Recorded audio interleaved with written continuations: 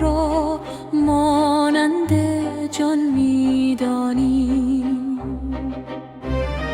آباد باشی ای ایران، آزاد باشی ای ایران، از ما فرزندان خود دلشاد باشی ای ایران.